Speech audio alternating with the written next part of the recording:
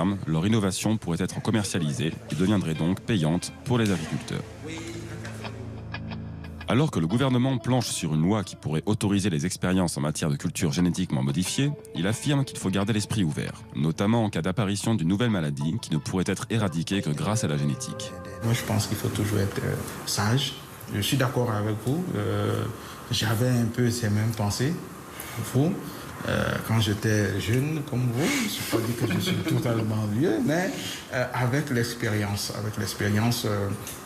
j'ai appris qu'il faut toujours avoir un plan B. Ce plan B. Ce plan B. Tu es convaincu? C'est un plan B. Voilà. Tant que ça reste plan B, c'est bon pour lui et c'est bon pour nous tous. Voilà. Dans la serre, Daniel demande des boutures qu'il pourrait donner aux agriculteurs avec lesquels il travaille. Le professeur Pita accepte de lui en envoyer dès qu'ils seront prêts.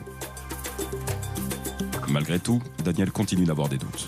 C'est super bien, on a trouvé des plantes issues de la micropropagation qui sont résistants aux virus et reproductibles. Et c'est bien, mais j'ai une inquiétude parce que ce sont des plantes qui vont perdre en faculté et donc les agriculteurs seront obligés de venir rechercher la source pure auprès donc, des biologistes. Est-ce qu'il existe des solutions plutôt naturelles? On pourrait par exemple essayer l'association de culture et c'est bien dommage qu'ils ne sont pas en train d'explorer cette piste qui, à mon sens, pourrait permettre aux agriculteurs de conserver leur autonomie et leur souveraineté agricole. Mais peut-être dans le futur. Peut-être dans le futur, ouais. Dans le plan B, certainement. Ouais.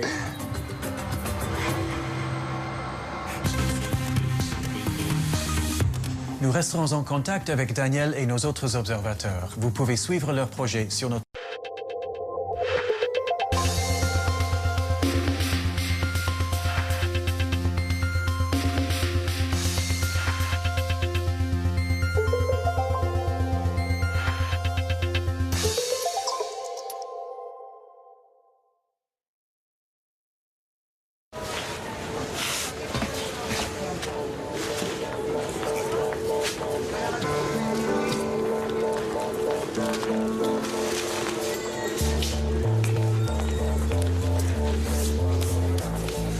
Au quotidien, une main peut contenir et transmettre plusieurs milliers de microbes.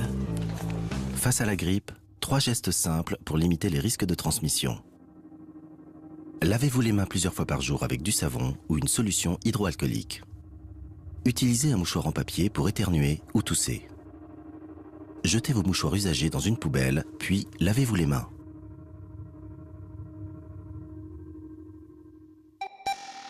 À la télévision, sur Internet, en mobilité et à la radio, l'actualité décryptée en continu sur tous les supports. France Info, l'info à 360.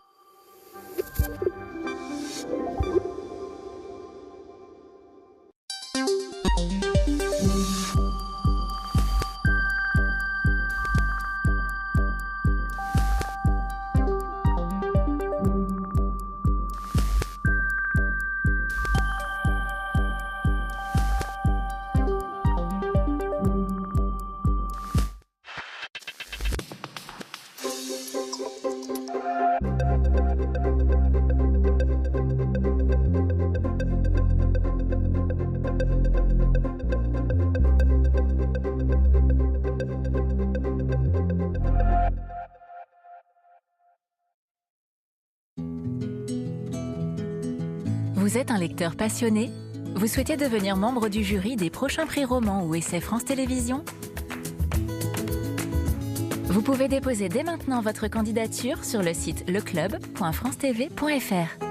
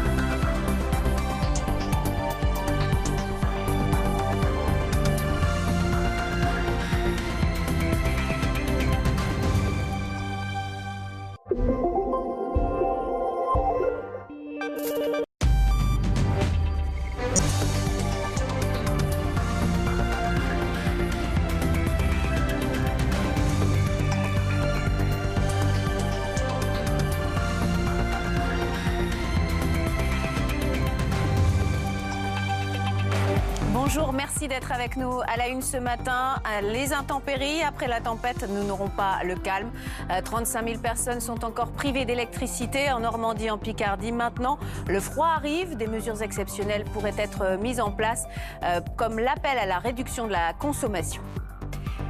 Le froid qui s'abat sur toute l'Europe et qui fait ses premières victimes parmi les migrants. 5 candidats à l'exil ont été pris au piège par des températures inférieures à moins 10 degrés en Bulgarie et en Grèce. Le Haut Commissariat aux Nations Unies pour les réfugiés demande aux États de leur venir en aide plutôt que de les repousser. Et puis tout aussi froid mais fun et sportif, le championnat du monde d'ice cross, une course de vitesse sur patin à glace, image spectaculaire en fin de journal, ça se passe à Marseille ce week-end. On commence donc avec la météo, alerte orange à la neige et au verglas sur 10 départements suivant une bande à l'est de la France. Vigilance recommandée, des phénomènes dangereux sont prévus. Des dégâts encore la nuit dernière, on fait le point avec Guillaume Périlou. Ajaccio hier, des vents à plus de 120 km/h, résultat des vols déviés et des passagers bloqués à l'aéroport. Même chose en Mayenne où une partie des habitants restaient toujours privés d'électricité hier soir. Tout est gênant parce qu'on ne peut même plus regarder la télé. Il ne faudrait pas que ça dure trop longtemps. Pour l'instant ça va, mais il ne faut pas que ça dure des années. Au total, plusieurs dizaines de milliers de foyers en France sont toujours sans lumière. Dans la nuit de jeudi à vendredi, les vents violents, la pluie et les fortes neiges avaient causé de nombreux dégâts, notamment dans le nord de la France. Cette nuit, les chutes de neige ont à nouveau été très importantes, comme ici, en Isère. 10 départements sont toujours placés en vigilance orange. Il est recommandé de limiter ces déplacements. Et la semaine prochaine, c'est le retour du grand froid, des températures qui vont plonger jour après jour. Météo France annonce des moins 10 degrés sur la moitié est de la France à partir de jeudi. 8 millions de personnes, chiffre du ministère du Développement durable, consacrent plus de 10% de leurs revenus à leurs factures de chauffage, gaz ou électricité. C'est la précarité énergétique. Diego Garcia. Les personnes seules, les locataires ou les familles monoparentales, ils sont plus de 12 millions de personnes à avoir des difficultés pour payer leurs factures de gaz et d'électricité. Beaucoup se privent pour ne pas avoir de trop grosses factures à payer, au point que certains choisissent de couper leur chauffage. La facture énergétique tout compris était de 2 861 € par ménage en 2015. La même année, pour aider les plus vulnérables, l'État a mis en place le chèque énergie, de 48 à 227 € par an et par ménage.